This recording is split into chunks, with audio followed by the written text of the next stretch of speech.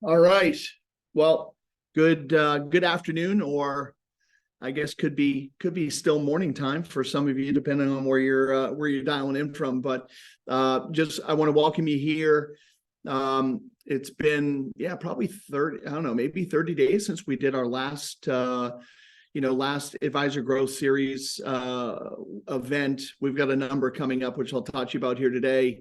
At the tail end of our time together. But as you know from previous sessions, our goal is to give you something impactful that you can take away and apply in your business immediately, is our hope, or begin to, and see a lift. And so today we're going to be talking about the planning horizon conversation that we've developed a legacy a number of years ago, but continues to be one of the most powerful differentiators that we've seen in the business, and that our clients that are deploying it each and every day have seen in the business. And so I'm excited to kind of, I know we have a number of you that have been with us for years on here today, and hopefully there's some good reminders and things of that nature, and some of you that'll maybe be seeing this for the first time. But we're excited to have you here with us, as a part of the series, and excited to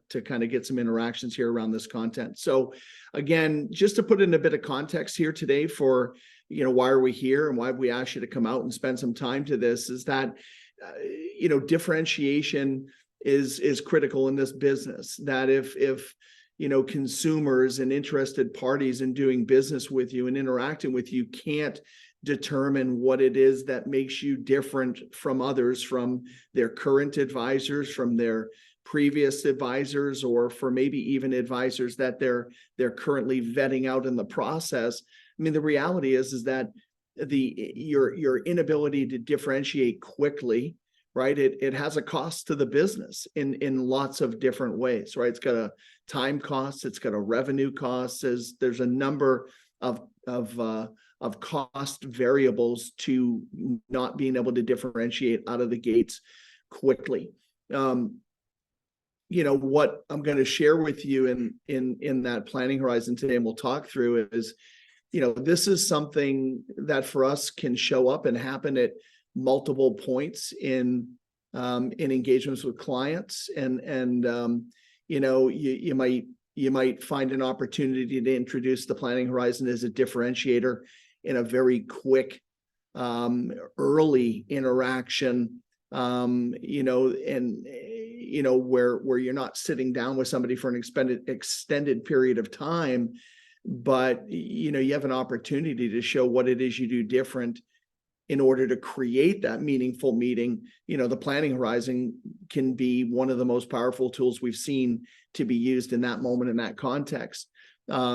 Clearly, it is a central theme to what we would call our approach meeting at Legacy, where you're taking and getting that first immediate opportunity to sit with somebody in that first kind of sales meeting. And the end, right? You want to make sure, assuming it's a right fit, that they see enough value and difference in what it is you do and can bring to the table, that they want to move forward and hire you, right? So, and again, then it's something that's just continuously reinforced in the relationship. So, so we'll dig into that today. Your clients and potential clients are being inundated by lots and lots of advisors, right? From different seats at the table, not all just financial advisors, but the people that you deem appropriate to be clients or potential clients for you and for your business. These are people that are sought after from other people. I'm always reminding my clients in our coaching sessions and things, and when we interact, that, listen, your best clients are several other advisors' prospects, right? They're targeting them. Think about the people that you're targeting and you want to get in front of, or just simply the types of clients, the ideal types of clients that you want to work with in your business to continuously grow. They're being served by others today. And so you got to be able to find out ways in which you can get in front of them and create clear differentiation between you and everyone else, And then I think for you, a clear differentiation around how you can help, right? So, so the problem is they're being inundated, potential clients being inundated by lots and lots of people. I also think, I just got back from Toronto, up in Toronto the last 3 days, great meetings up there. And as I'm traveling around, I had a few trips over the last couple of weeks as well here in the US. And, one of the things I'm finding is a lot of people are almost hunkering down in ways about what's to come in the markets and things of that nature, or, a lot of clients wanting to move to cash or sitting and holding money in cash and things of that nature. And advisor, I'm in a fair bit of conversations where I'm finding that people are like not seeing the opportunity that's being presented by turmoil in the marketplace. What I'm constantly trying to remind everybody I get a chance to talk to is that these are opportunities where the best advisors grow. You seek the opportunity where there's turmoil, because when there's fluctuations and things that are happening in the market or projected to happen in the market, the reality is that's times when people need to hear from people, right? This is where people want to hear from their advisors, and there's a high likelihood that they're not getting spoken to enough or consistently in the way that they want. So I think that this period of time we're in the next maybe 2-3 years, whatever, these are opportunities to gain major market share. These are opportunities. Get out, show them why you're different, demonstrate how you're different, and so on and so forth. So we'll talk about that today a bit. Well, we're already talking about it. We've seen this. You've seen this. I mean, I think in all of our consumer buying behaviors, there's been all kinds of demand and things that have been, like our demands are changing. Our consumer demands are changing. You've probably seen me present on in earlier webinars, and the fact that the impact of how buying behaviors have changed, and looking at all the behavioral sciences and the psychology of all of these things that in how we buy things, whether it's Amazon or whatever it might be, where we choose to go buy things. The personal people are being attracted or engaged by these personal experiences, right? Personalized experiences. The advisory world is very much moving in that same realm, where there's this craving nature where people are looking for that advisor, that team that is going to slow down and take the time to really understand them. And legacy speak, when we talk about that in legacy, what we talk about is slowing down to speed up. Okay. And what I mean by slowing down to speed up, what I mean is, taking the appropriate time up front to really get to understand people, what's important to them, their circumstances, the things that are important to them, not only today, but as they think about the future. Doesn't matter what the entity is, right? Like, it doesn't matter who the client or prospective client is. Doesn't matter if it's a business owner, an individual, a family unit, things of that nature, but it's about slowing down to speed up. And that aspect of taking the appropriate time up front to slow down, to gain awareness and understanding for their circumstances, and helping them get clear on what's important to them and where they want to go and all of those things in the future. That's creating personalization.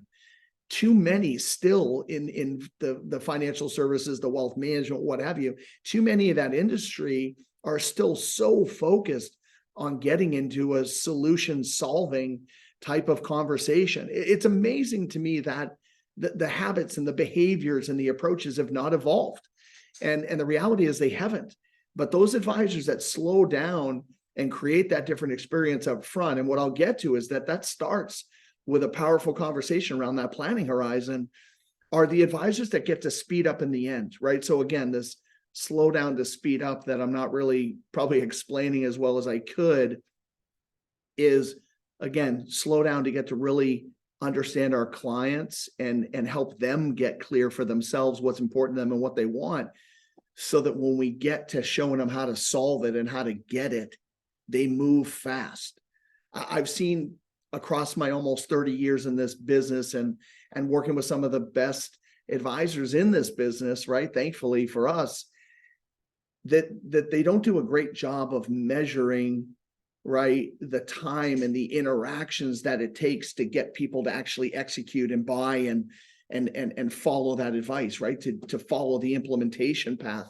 It's the longest part of almost any advisor process.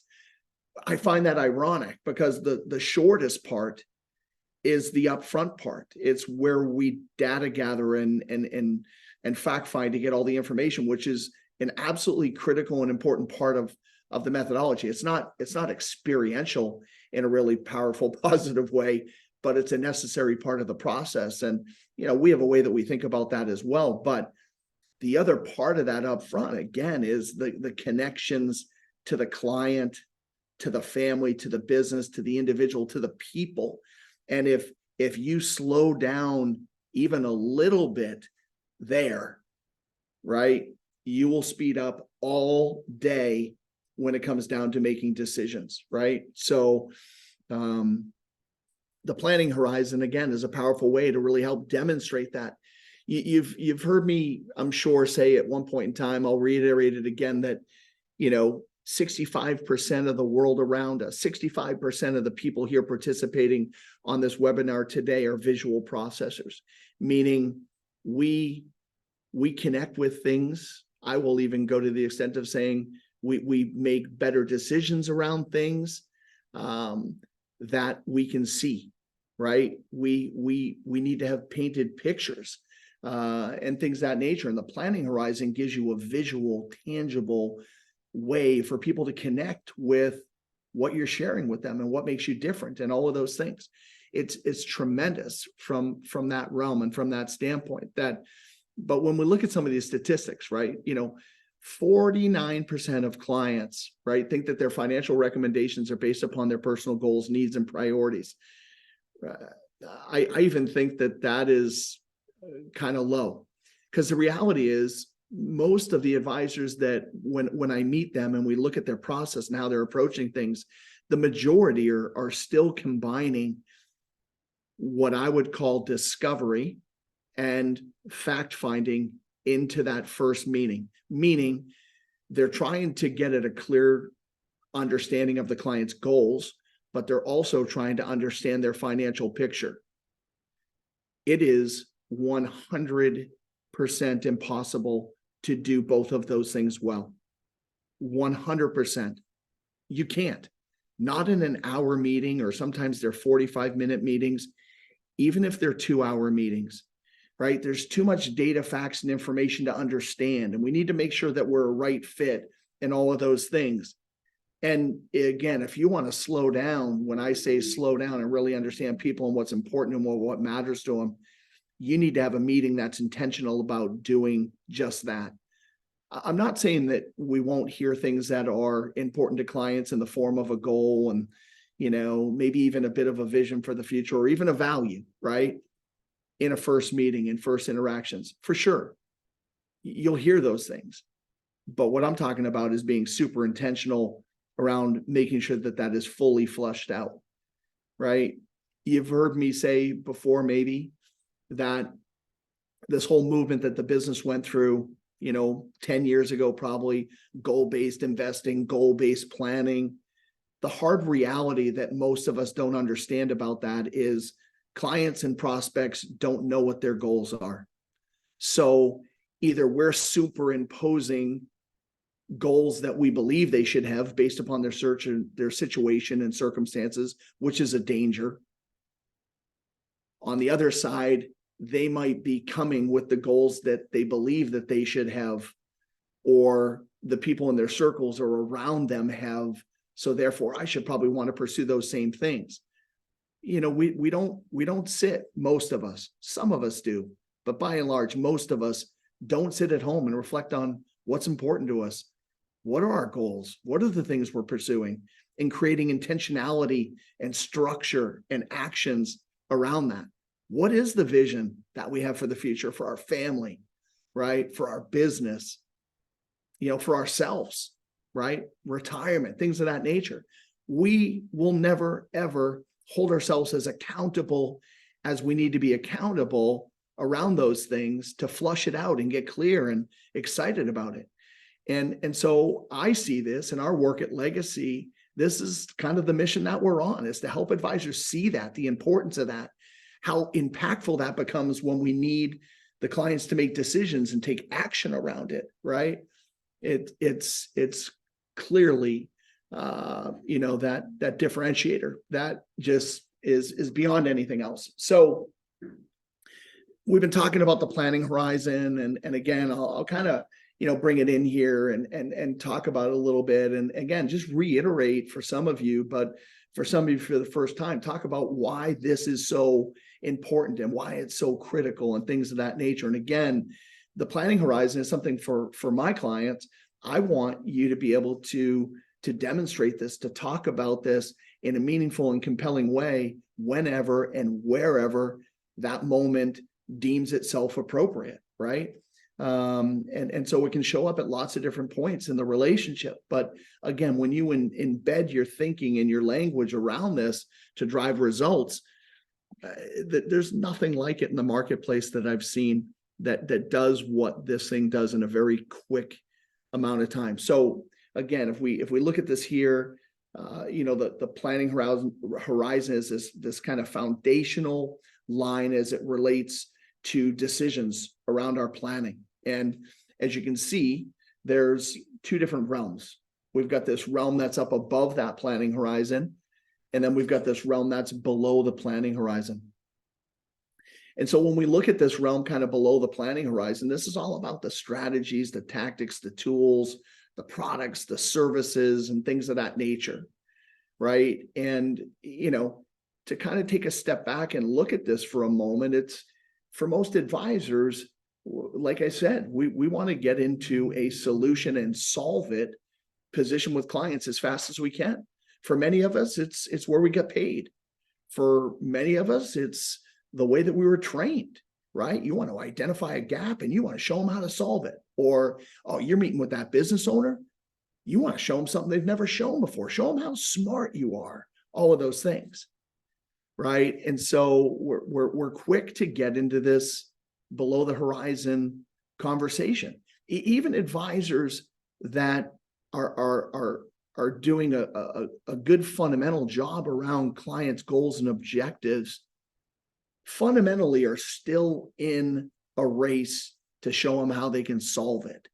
And again, when I talk about this realm of slowing down to speed up, it is in fact about slowing down to help them get clear on those things that are most important to them and why they're so important to them. Because listen, once you understand what drives people, what motivates people, what moves people, what inspires people, I am telling you flat out, and I have not been proved wrong on this in my career that's getting longer and longer, that the fact that when you get to rocky, potentially turbulent times, and they'll happen for all of us, is no matter how good we are, those clients are less likely to ever want to leave, right? Because they don't want to move a relationship and have to tell those stories again and create that engagement again and all those things. If you can be the one that draws that out of them and helps them really connect to what's important to them and what they want to do and pursue, you are creating stickiness in a relationship like no other relationship can happen. Now, what's important, however, is that needs to stay present in the relationship. I see lots of good advisors, right, that are having great conversations, but over time, as future meetings occur, those great conversations might end up in a file. They might end up in the clouds, right? They might end up on a pad of paper, an iPad, or whatever, but they start to become less and less present in the relationship on a go-forward basis. In my world, and what we teach, those conversations become a constant. We uncover them in the beginning to really find out what's important and to our clients and why and all of those things, right? And then we reaffirm that we've got it clear and we've got it right, that these are the things that are important to you. And then as we present recommendations and solutions to our clients, we connect those recommendations and solutions back to their visions, their values and goals in a way that this is doing this, solves this, doing this, moves you closer to this, doing this, gets you this. And that's where things speed up, as I said earlier. So, using a tool like our Qualitate software, for example, or some other fashion you may have. I mean, Qualitate was designed for you to be able to document these important conversations and to make sure that they never get lost and that you can constantly revisit them and evolve them with your clients over time in those annual reviews and things of that nature, so that they'll always know that you're the team, the advisor that knows them better than anybody else, right? That this stuff can never be forgotten. And so if your world is about the fact that we're trying to get here, I get it. I'm not misunderstanding the fact that the majority of my clients' revenue, and I'm sure the majority of your revenue that are here listening today, comes from the implementation of these different strategies, tactics, and tools and products and all those things. I get that. But what I'm hopefully articulating here to you today is that by starting it at a different place, that is going to become ever more meaningful in those relationships, right? That the ability to do that business, the ability to engage those clients and to retain them and to grow with them across generations is going to go up dramatically. And so we talk about this and we teach you to talk about this with clients, that one of the challenges in our business and our industry, and one of the challenges with the clients that we meet, it's not the fact that they haven't done a number of things over their lifetimes, and some very, very successfully. It's the fact that they lack a sense of clarity around, are the things that they're doing today in alignment with what it is they value and the vision that they actually have for the future and the goals that they're pursuing to move them closer to that, right? And to make it a reality. And so while I would say to a client, if I were any of you, we have the competency and the tools and the knowledge in our team to be able to really address anything our clients want to consider from a strategies, tactics, and tools standpoint. The starting place for us is making sure that we understand what it is our clients value. We help them create an exciting and clear and compelling vision for the future and the things they want to pursue. And then we identify a prioritized list of goals that are going to move them closer and closer to that, so that they have the life and the business and the family that it is they want.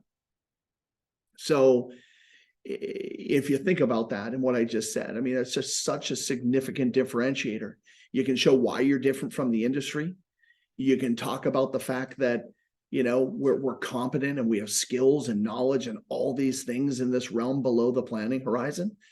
But if you take a step back from this for a moment and just think about any of the smart, successful, intelligent people, individuals, families, business owners that you're interacting with. And if you said to them for a moment, just think about it for a minute. And, there's a number of things that you're doing and a number of things that you've done.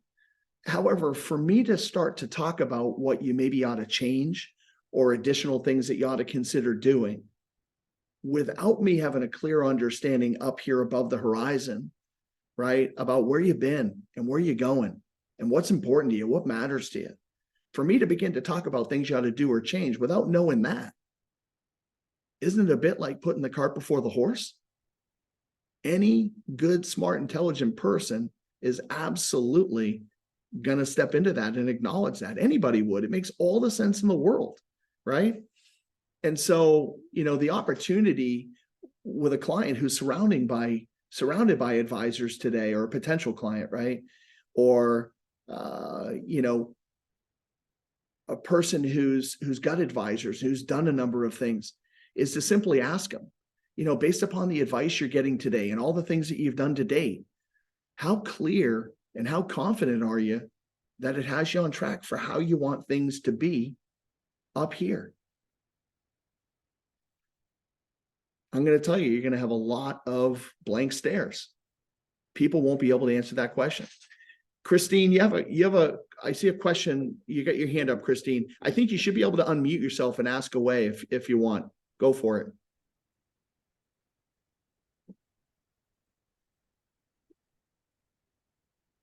I think you're muted. I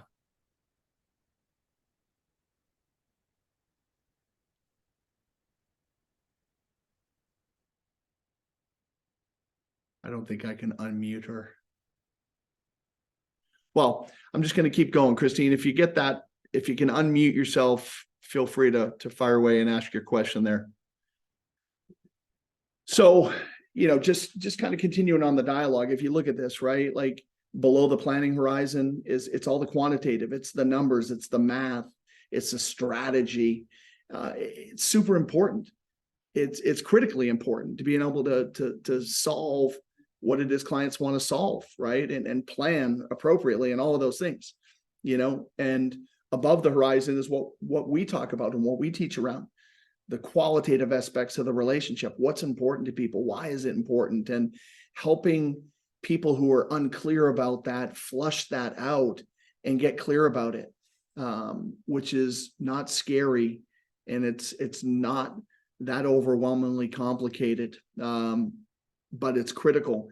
And so, advice in the future, because of all this personalization and craving, that clients are looking for and asking for, all these studies are showing it.